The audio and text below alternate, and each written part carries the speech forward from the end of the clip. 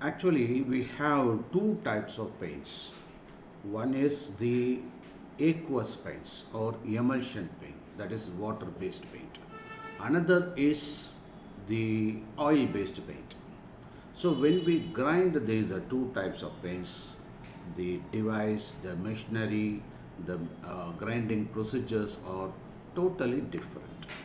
Now, uh, that is, we are going to focus more on the oil-bound paints. That is non-aqueous. Aqueous means water. So non-aqueous. Okay, that is water-based paints. Uh, that is when I say water-based paints, it is applicable on. It is called emulsion paint. It is applicable on wall surfaces. Okay, architectural paints you can call it. And when we focus on the that is oil based paints, that is as I suggested, that is we need to consider the uh, non-aqueous means without water, that is it is not compatible with water, that is a fully oil bound paint.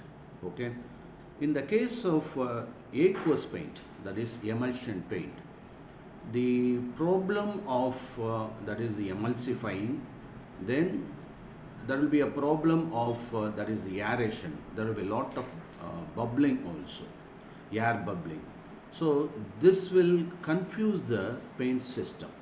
Okay, so let me throw some light on that, and we'll come back to the oil based paint. Okay, right. So in the case of emulsion paint, we'll be using the same wetting agent, dispersing agent, flow agent, but there will be leveling agent. Along with that, we had to add defoamer, deaerator, and anti-settling agent is common, but based on the resin, the nature will be different. So these are all the cases in the case of emulsion paint.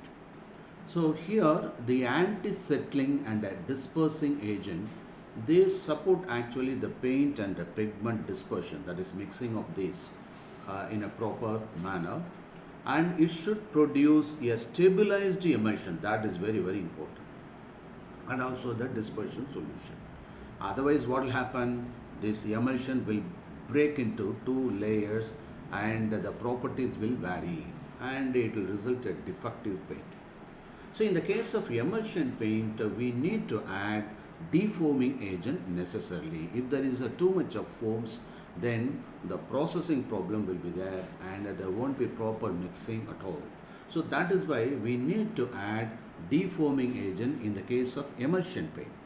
For instance, we need to add silicone or non-silicone based defoaming additives, and they are all generally used in latexes. Latexes means emulsion, and they are required in small dosage only. In fact, all these additives are the reagents which are added, these are the chemicals which are added in very small quantity to serve a particular purpose in a paint, and they contribute, actually this kind of a defoaming agent, they contribute improvement in the brushability, so it will not stick onto the surface, and the nil bubble effect gives a uniform paint film on the surface of the wall.